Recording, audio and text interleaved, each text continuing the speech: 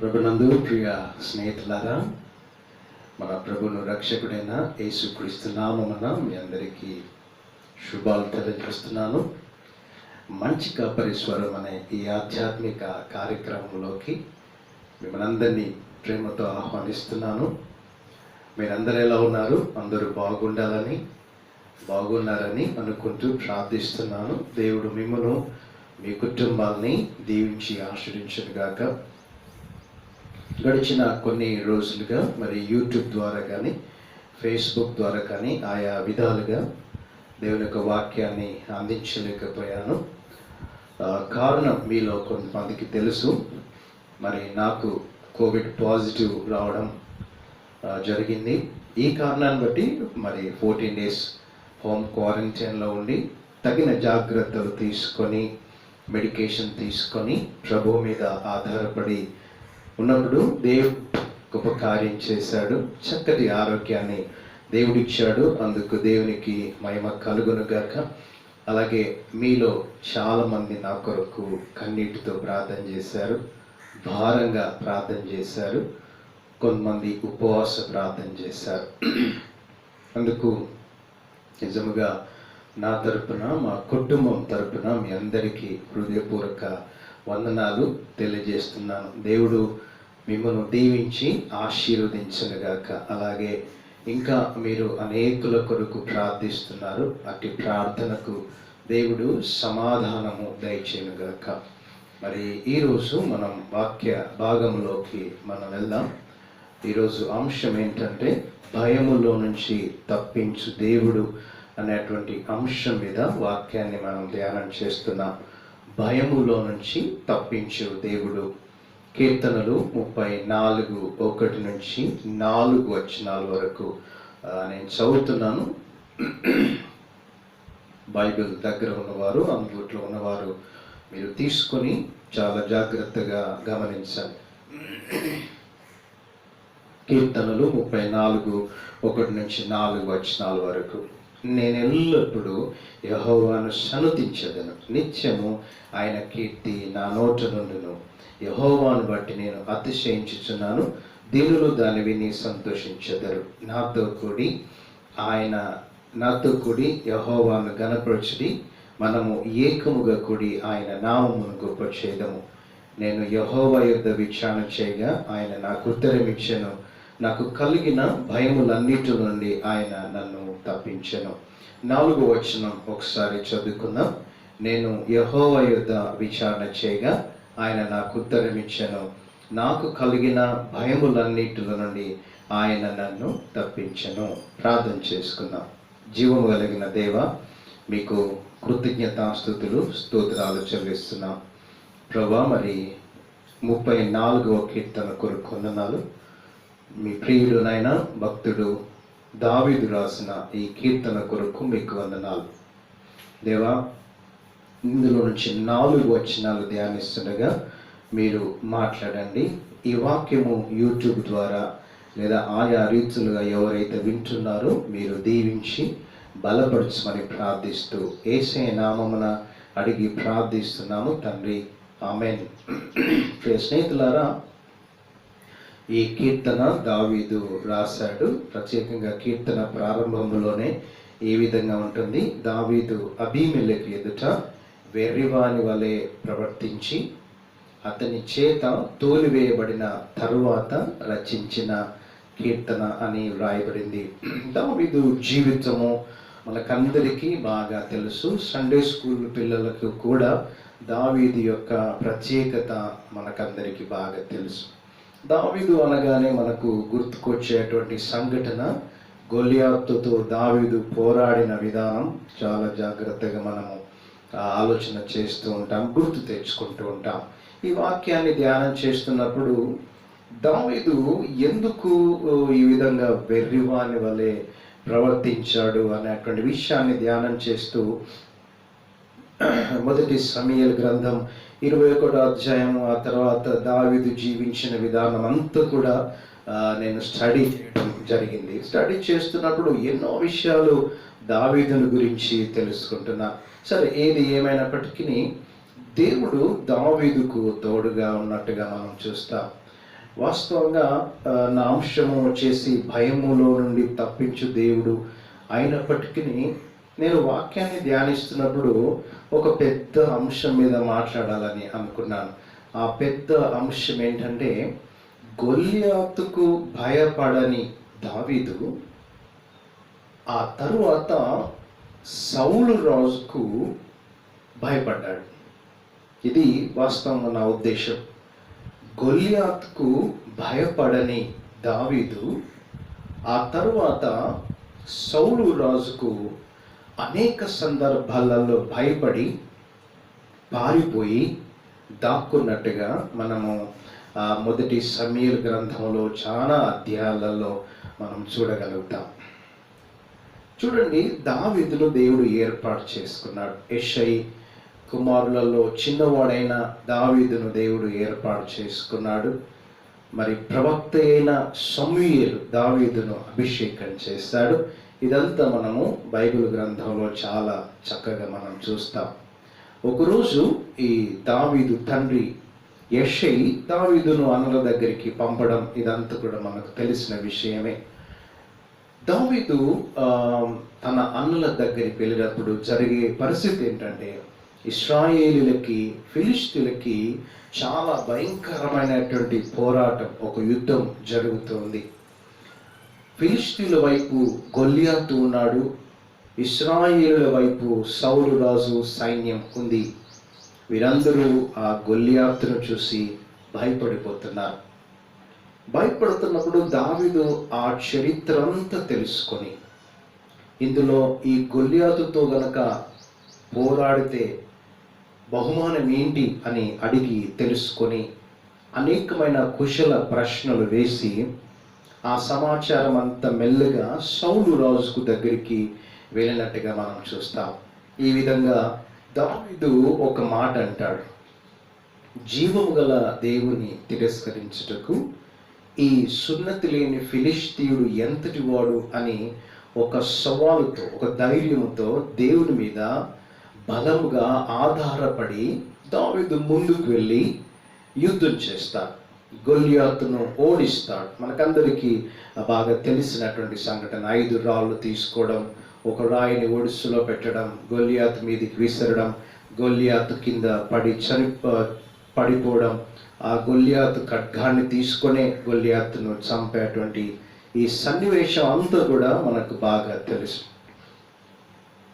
గొల్లియాతును ఎదుర్కొన్నప్పుడు దావీదు ధైర్యం చూడండి. గొల్లియాతుతో పొట్లాడుతున్నప్పుడు దావీదు ధైర్యం చూడండి. గొల్లియాతుతో మాట్లాడుతున్నప్పుడు దావీదు యొక్క విశ్వాసం చూడండి. ఎంత బాగా దావీదు ఎదుర్కొన్నాడు.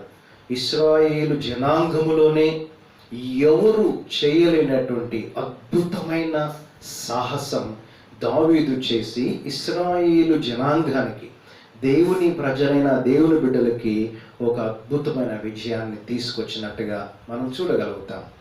ఇక్కడ దావీదు ధైర్యాన్ని మనం చూస్తాం, దావీదు విశ్వాసాన్ని మనం చూస్తాం, దావీదు పట్టుదల మనం చూస్తాం, దావీదు దేవుని మీద ఆధారపడిన విధానాన్ని మనం చూడగలుగుతాం.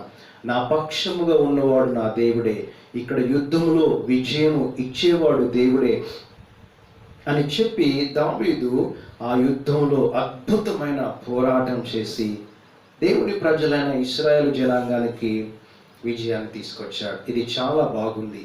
కానీ ఆ తర్వాత ఎప్పుడైతే దావీదు ఇశ్రాయేలు జనాంగానికి విజయాన్ని తీసుకొచ్చాడో, ఇశ్రాయేలు జనాంగంలో దావీదు ఒక ప్రత్యేకమైన వ్యక్తిగా నిలబడ్డాడు. ప్రజలందరూ దావీదు వైపు చూస్తున్నారు.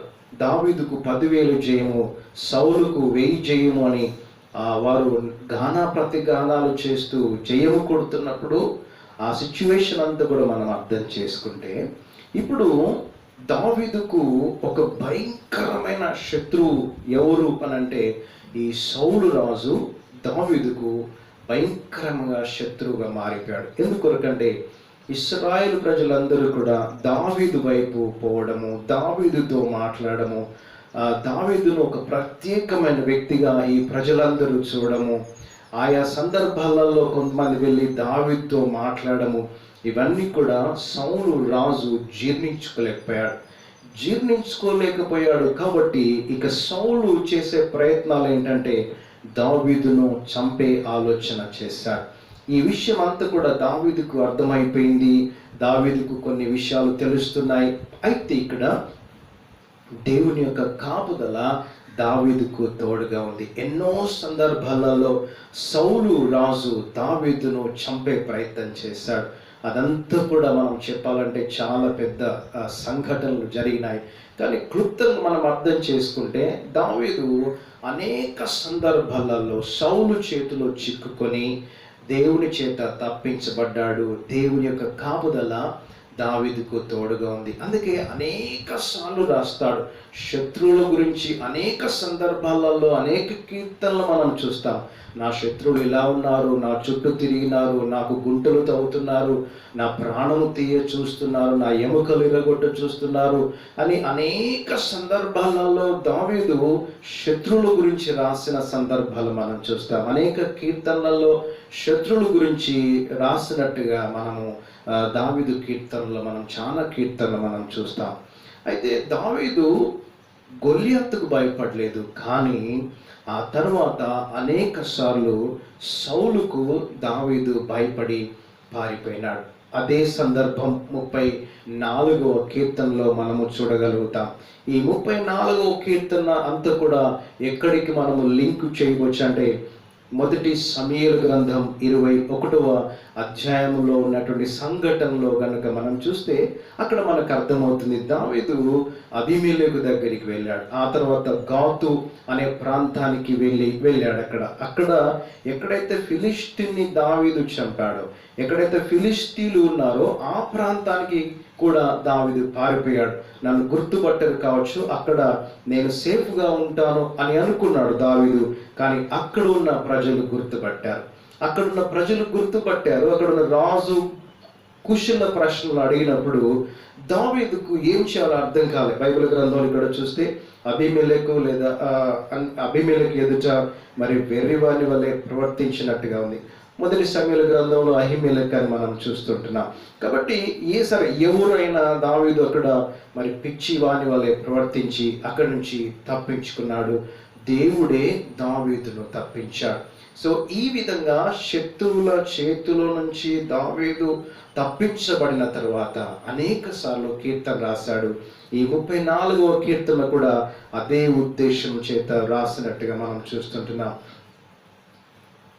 దేవుడు మరి దావీదును చాలా అద్భుతంగా తప్పించినట్టుగా మనం చూస్తుంటున్నాం. కీర్తనలు 34:1 మొదటి వచనంలో అందుకే అంటాడు, నేను ఎల్లప్పుడూ యెహోవాను సన్నుతించెదను, నిత్యము ఆయన కీర్తి నా నోట ఉంటుంది. ఎందుకు అనంటే దేవుడు నన్ను ఆ విధంగా కాపాడాడు, నాకు కాపుదల ఇచ్చాడు, నన్ను రక్షించాడు, నాకు క్షేమాన్ని ఇచ్చినాడు. అందుకొరకే నేను ఎల్లప్పుడూ యెహోవాను నేను సన్నతించుతా. I will exalt the Lord all times, at all times అంటాడు. All times I will praise his name, his praise will always be on my lips. ఎప్పటికీ మరి ఆ స్తుతి నా నోట ఉంటుంది అని దావీదు రాస్తున్నట్టుగా మనం చూస్తుంటున్నాం.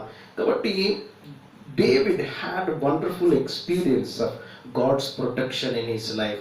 తన జీవితంలో దేవుని యొక్క కాపుదలని అనుభవించాడు, దేవుని యొక్క భద్రతని దావీదు చూడగలిగాడు. అందుకొరకే భయములో నుండి తప్పించు దేవుడు. గొల్లియాతుకు భయపడలేదు దావీదు, సౌలు రాజుకు భయపడి అనేక సార్లు పారిపోయాడు, మనుషులకు భయపడ్డాడు. అయితే ఈ భయములో దేవుని యొక్క కాపుదల దావీదుకు ఉన్నట్టుగా మనం చూస్తున్నాం. దావీదును దేవుడు విడిచిపెట్టలేదు నా ప్రియ సహోదరి సహోదరులారా. కాబట్టి ఈ గొల్లియాతు ఎవరికి సాదృశ్యంగా ఉన్నాడంటే సాతానుకు సాదృశ్యంగా ఉన్నాడు. మనము సాతానుకు భయపడట్లే. ఎందుకంటే యేసుక్రీస్తు ప్రభువు సాతానును ఓడించి మరణపు ముళ్ళును విరిచి విజయాన్ని ఇచ్చినాడు. సాతానుకు మనం భయపడట్లే. కానీ ఎవరికి భయపడుతున్నాము? దావీదు సౌలుకు భయపడినట్టుగా ఈ లోకంలో ఉన్నటువంటి మనుషులకు అనేక సార్లు భయపడుతున్నాం. ఈ లోకంలో ఉన్న రోగాలకి భయపడుతున్నాం, పరిస్థితులకి భయపడుతున్నాం, ఎన్నో సిచ్యువేషన్స్ ఎదుర్కొంటున్నప్పుడు భయాందోళనకి లోనవుతున్నాం. అయినప్పటికీ ఈ భయములో దేవుని యొక్క కాపుదల మనకు తోడుగా ఉంటుంది. అందుకు దేవునికి కృతజ్ఞతాస్తుతులు మనం చెల్లించాలి. ఎందుకొరకంటే ఎన్నిసార్లు భయపడ్డా దేవుని వాక్యం ప్రతిరోజు మనకు చెప్పేది ఏంటంటే, భయపడకు భయపడకు భయపడకు, నేను నీకు తోడుగా ఉంటాను, భయపడకు అనే వాక్యం చెప్తుంది. అందుకే దావీదు అనుభవించాడు కాబట్టి, నా జీవితంలో ఏమి జరిగినా నేను ఎల్లప్పుడూ యెహోవాను సన్నుతిస్తాను.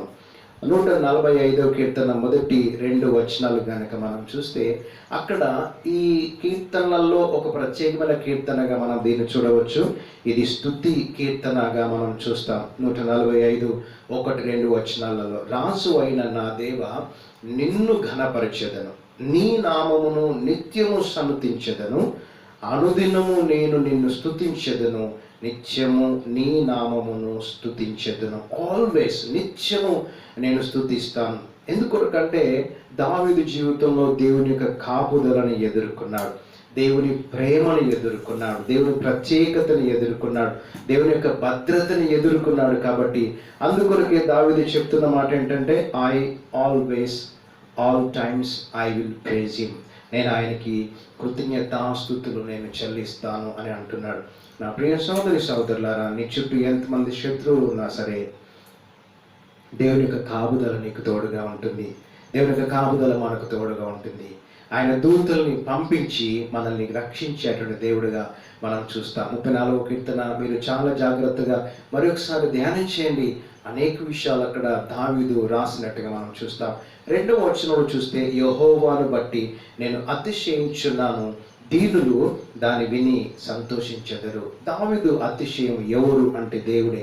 ఎందుకొరకంటే దావీదుకు అనేక సార్లు విజయాన్ని ఇచ్చి, తనకు ఒక కిరీటాన్ని ఇచ్చిన దేవుడు, రాజరికాన్ని ఇచ్చిన దేవుడు, ఆ దావీదు వంశములో నుంచే ఒక ప్రత్యేకమైన కార్యం చేసిన దేవుడు. కాబట్టి దావీదుకు ఆ విషయం అర్థమై, అందుకే నేను యెహోవాను బట్టి నేను అతిశయిస్తున్నాను.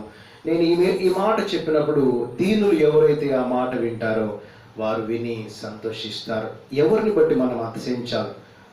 బోస్ట్ ఇన్ ద లార్డ్, దేవుని సన్నిధిలో మనం అతిశయించాలి. కేవలం దేవుని బట్టి మాత్రమే మనం అతిశయించాలి అనే వాక్యంలో కనబడుతుంది.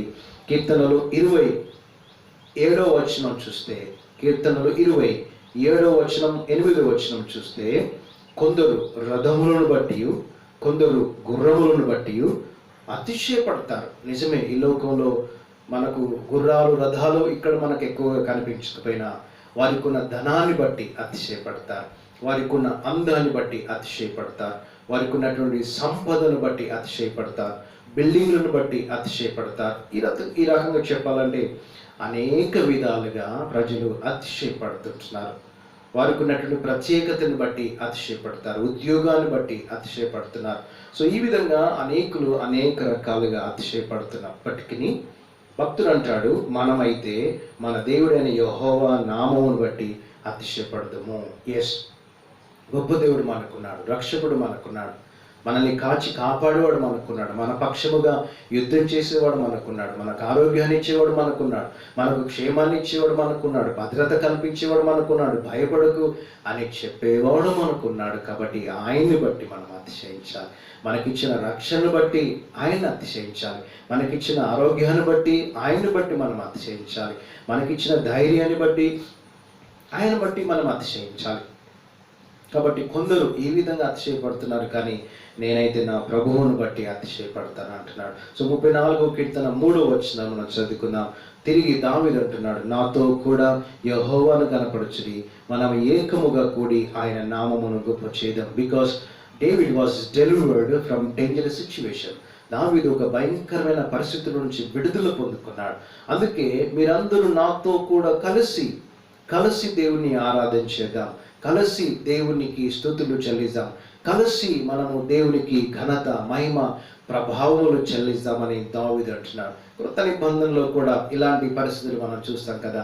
తప్పిపోయిన గొర్రె దొరికినప్పుడు కలిసి సంతోషించారు, పోగొట్టుకున్న నాన్న దొరికినప్పుడు కలిసి సంతోషించారు, తప్పిపోయిన కుమారుడు ఇంటికి వచ్చినప్పుడు ఊరి వారంతా కలిసి నాట్యమాడారు, స్తుతులు చెల్లించారు. కాబట్టి ఒక కార్యం జరిగినప్పుడు నీ ఒక్కడివే కాకుండా కుటుంబం అంతా కలిసి దేవుని ఆరాధించాలి. సంఘమంతా కలిసి దేవుని ఆరాధించినప్పుడు దేవునికి మహిమ వస్తుంది. అందుకొరకే దావీదు అంటాడు, నాతో కూడా యెహోవాను ఘనపరచుడి, మనం ఏకముగా కూడి ఆయన నామమును గురించి గొప్పగా చెప్పుదాము, గొప్ప చేద్దాము. హల్లెలూయా. కాబట్టి ఈరోజు మన జీవితంలో దేవుడు గొప్ప కార్యాలు చేశాడు. నా జీవితంలో దేవుడు గొప్ప కార్యం చేశాడు. అందరం కలిసి glorify the lord with me, let us exalt his name together. We all together need to worship the Lord. That shows the unity, that shows the strength, that shows the glory of God. అది దేవుని యొక్క మహిమను చూపిస్తుంది. 95వ కీర్తన 7వ వచనంలో చూస్తే కీర్తనకారుడు ఇలా అంటున్నాడు, రండి నమస్కారం చేసి సాగిలపడదాము, మనలను సృజించిన యెహోవా సన్నిధిని మోకరించుదాము. నేడు మీరు ఆయన మాటను అంగీకరించినట్లా ఎంత మేలు. రండి మనమందరము నమస్కారం చేయదము, సాగిలపడదాము, ఆయన ఎదుట మోకరించుదాము. ఎందుకొరకంటే ఆయన మన పట్ల గొప్ప కార్యాలు చేస్తాడు, నీ పట్ల గొప్ప కార్యాలు చేస్తాడు. భయపడకు, దేవుడు నీకు విడుదల ఇవ్వబోతున్నాడు. భయపడకు, దేవుడు నీ జీవితంలో గొప్ప కార్యాలు చేయబోతున్నాడు. నాకు కోవిడ్ వచ్చినప్పుడు, పాజిటివ్ అనే రిజల్ట్ వచ్చినప్పుడు అంతగా భయపడలేదు. దేవుని మీద ఆధారపడ్డాను. ప్రభు తప్పకుండా నాకు విడుదల ఇస్తాడని తగిన జాగ్రత్తలు తీసుకున్నాను, మెడికేషన్ తీసుకున్నాను. మీరు చాలా మంది ప్రార్థన చేస్తారు, ఇది దేవుడు చేసిన కార్యం. కాబట్టి నాతో కూడా మీరు యెహోవాను ఘనపరచండి, నాతో కూడా కలిసి ప్రభువుకు స్తుతులు చెల్లించండి. ప్రభువా, ఇదిగో ఈ అయ్యగారి పట్ల మీరు చేసిన గొప్ప కార్యాన్ని బట్టి మీకు వందనాలయ్యా అని ప్రభువుకు స్తుతులు చెల్లించండి. అలాగే ఇంకా ఎవరైనా ఈ స్థితిలో ఉంటే వారి కొరకు మనం ప్రార్థించేద్దాం. ఇక 4వ వచనాన్ని చదువుకొని మనం ముగించుకుందాం. 4వ వచనం చూస్తే, నేను యెహోవా యొద్ద విచారణ చేయగా ఆయన నాకు ఉత్తరం ఇచ్చెను, నాకు కలిగిన భయములన్నిటిలో నుండి ఆయన నన్ను తప్పించెను. నిజమే కదా. ఈరోజు అంశం ఏంటంటే భయములో నుంచి తప్పించు దేవుడు. మనం చూస్తున్నాం అనేక సందర్భాల్లో మనం భయపడతాం. నిజంగా చాలా మంది కోవిడ్ వచ్చినప్పుడు చాలా పానిక్ అయ్యారు, చాలా భయంకరంగా భయపడ్డారు. ప్రపంచంలో అనేక మంది భయపడ్డారు. ఒక కోవిడ్ అని కాదు, అనేక సందర్భాలలో మనం భయపడుతుంటాం. భయం భయం భయం భయం. కానీ వాక్యం ఏం చెప్తుంది? భయపడకండి, మనల్ని తప్పించే దేవుడు మనకు తోడుగా ఉన్నాడు. అందుకే దావీదుకు భయం కలిగింది. భయం కలగలేదని కాదు, భయపడడం తప్పు అని నేను చెప్పట్లేదు, భయపడడం పాపం అని నేను చెప్పట్లేదు. అందరం భయపడతాం, కానీ ఆ భయములో నుంచి తప్పించే దేవుడు ఉన్నాడు అన్న సంగతి మర్చిపోదు. దావీదుకు అనేక సార్లు భయం, సౌలు ఏ విధంగా వచ్చి చంపుతాడో అనే భయం, ఎంతమంది శత్రువులు వచ్చి చంపుతారో అనే భయం, ఎన్నోసార్లు దావీదు భయపడ్డాడు. కానీ నేను యెహోవా యొద్ద విచారణ చేయగా, I sought the Lord and he answered me. Sought అంటాడు, seek, sought, sought English grammar ప్రకారం అనగా వెతికాడు అనమాట. విచారణకు దేనికి సాదృశ్యం? ఆయన యెహోవాను వెతికాడు, ఆయన దేవుణ్ణి వెతికాడు, అనగా దేవునితో మాట్లాడు. ప్రభువా, నా పరిస్థితి ఏంటి? What should I do? నాకు శత్రువులు ఉన్నారు, లేదా నా పరిస్థితి ఈ విధంగా ఉంది, నా ఆరోగ్యం బాగలేదు, నా జీవితం సెటిల్ అవ్వట్లేదు, వివాహం అవ్వట్లేదు, ఉద్యోగం రావట్లేదు, ఎడ్యుకేషన్ కంటిన్యూ అవ్వట్లేదు, ఆరోగ్యం బాగుపడట్లేదు, ఎన్నో పరిస్థితులు నేను ఎదుర్కొంటున్నాను ప్రభువా. కుటుంబంలో సమాధానం లేదు, భార్యాభర్తల మధ్య సమాధానం లేదు, అనుకోని సంఘటనలు ఎదుర్కొంటున్నాను, నాకు ప్రియమైన వారిని కోల్పోయాను. ఈ విధంగా ఎన్నో ఎన్నో రకాలుగా మనం భయపడుతున్నాం. అయితే ఈ పరిస్థితులలో దేవుని యొక్క విచారణ, అనగా దేవుని సన్నిధిలో ప్రార్థన, దేవా, నా పరిస్థితి ఏంటి, నా జీవితం ఏంటి, నా ఆరోగ్యం ఏంటి, నా భవిష్యత్తు ఏంటి, వాట్ షుడ్ ఐ డూ, ఏ నిర్ణయం తీసుకోవాలి ప్రభువా అని ప్రభు మీద ఆధారపడి ఆయన యొద్ద విచారణ చేస్తే ఆయన సమాధానం ఇచ్చే దేవుడు. ఆయన అంటాడు, నాకు ఉత్తరం ఇచ్చేది, నాకు కలిగిన భయములన్నిటిలో నుండి ఆయన నన్ను తప్పించెను. హల్లెలూయా. మనకు కలిగిన భయములన్నిటిలో నుంచి తప్పించే దేవుడు మన పక్షముగా ఉన్నాడు అన్న సంగతి మనం ఎప్పుడు మర్చిపోదు. నా ప్రియ సహోదరి సహోదరుడా, నీ జీవితంలో ఏదైనా పరిస్థితుల్లో నువ్వు వెళ్తున్నావా? భయపడుతున్నావా? భయపడతాం, నేను భయపడ్డాను, అందరం భయపడతాం. కానీ భయములో కూడా దేవుని యొక్క కాపుదల మనకు తోడుగా ఉంటుంది. మత్తయి 7:7 కనుక మనం చూస్తే, అడగండి ఇవ్వబడును అన్న తర్వాత వెతకండి దొరుకును అంటాడు. అక్కడ వెతకడం, seek. You need to seek the lord, you need to seek the lord in your prayer, personal prayer లేదా ఫ్యామిలీ ప్రేయర్. ఈ విధంగా ప్రార్థన చేసి ఆయన వెతికినప్పుడు ఆయన ఏమంటాడంటే, అడుగు తట్టుడి మీకు తీయబడును, అడుగు ప్రతి వాడు పొందును, వెతుకు వానికి దొరుకును అంటాడు, తట్టు వానికి తీయబడును అంటాడు. కాబట్టి దావీదు వెతికాడు, దావీదు దేవుని మీద ఆధారపడ్డాడు. దేవుని సన్నిధిలో ప్రార్థన చేశాడు. ఆయన కలిగిన భయములు ఏదైనా సరే, శత్రువు కావచ్చు, అనారోగ్యం కావచ్చు, ఒక పోరాటం కావచ్చు, ఒక యుద్ధం కావచ్చు, ఇశ్రాయేలును నడిపించే విధానం కావచ్చు, ఎన్నో భయాలు గుండా దావీదు వెళ్ళినప్పుడు దావీదు దేవుడి మీద ఆధారపడ్డాడు. అందుకే దావీదుకు దేవుడు అనేక విజయాలు ఇచ్చాడు, కాపుదల ఇచ్చాడు, భద్రత ఇచ్చాడు. దావీదు యొక్క స్థితిని దేవుడు మార్చాడు. కాబట్టి నా ప్రియ సోదరి సోదరులారా, ఈ వాక్యం వింటున్న సోదరులారా, ఏ విషయం గురించి అని మీరు భయపడుతున్నారా? ప్రభు మీతో మాట్లాడడానికి కొరకు ఈ వాక్యాన్ని దేవుడు ఏర్పాటు చేశాడు. భయపడవద్దు. దేవుని మీద ఆధారపడి ఆయన కొరకు కనిపెట్టి ఆయన సన్నిధిలో ప్రార్థన చేయండి. తప్పకుండా నీ జీవితంలో నీకు సమాధానం ఇచ్చి సరి అయిన మార్గంలో నిన్ను నడిపించి ఉన్నతమైన స్థానంలో నిన్ను నిలబెడతాడు. మంచి ఆరోగ్యాన్ని ఇస్తాడు. ఎవరైనా కోవిడ్ చేత బాధపడుతుంటే భయపడొద్దు. తప్పకుండా దేవుడు నీకు విడుదలిస్తాడు. నాకు విడుదలిచ్చిన దేవుడు నీకు విడుదలిస్తాడు. మంచి ఆరోగ్యాన్ని దేవుడు ఇస్తాడు. కాబట్టి భయపడకుండా ధైర్యంగా ముందుకు వెళ్దాం. గొల్యాతుకు దావీదు భయపడలేదు, మనుషులకు దావీదు భయపడ్డాడు. అయినా దావీదుకు దేవుడు తోడుగా ఉండి తన శ్రమలన్నింటిలో నుంచి కాపుదలిచ్చాడు. కాబట్టి మనం కొన్నిసార్లు పరిస్థితులను బట్టి భయపడుతుంటాం. దేవుడు మనకు కాపుదల ఇస్తాడు, ధైర్యాన్ని ఇస్తాడు, ఆరోగ్యాన్ని ఇస్తాడు, క్షేమాన్ని ఇస్తాడు, మన స్థితులను మారుస్తాడు. అటు కృప దేవుడు మీ అందరికీ దయచేయునుగాక. ప్రార్థన చేద్దాం. నా తండ్రి, మీరు గొప్ప దేవుడు నాయన. నిజంగా నాకు కలిగిన భయములన్నిటి నుంచి నన్ను కూడా తప్పించావు, ఆరోగ్యాన్ని ఇచ్చావు, క్షేమాన్ని ఇచ్చావు. మీకు వందనాలు. ఈ వాక్యం ఎవరైతే వింటున్నారో వారందరికీ మీరు తోడు ఉండండి. క్షేమము, ఆరోగ్యము, బలము దయచే. ముఖ్యంగా భయపడకుండా ధైర్యాన్ని ఇచ్చి ముందుకు నడిపించమని ప్రార్థిస్తున్నాం నాయన. ఎవరైనా ఈ మాటలు వింటున్నవారు అనారోగ్యం చేత ఉన్నారా, కోవిడ్ చేత ఉన్నారా, లేదా ఇంకేదైనా పరిస్థితులు కూడా వెళ్తున్నారా, ప్రభా ఇప్పుడే మీ గాయపడిన సంకేతం ముట్టి సంపూర్ణ స్వస్థత మీద దయచమని, కుటుంబంలో సమాధానం అనుగ్రహించమని యేసు ప్రభు నామమున ప్రార్థిస్తున్నాము తండ్రి. Amen. God bless you all. దేవుని దీవించి ఆశీర్వదించును గాక.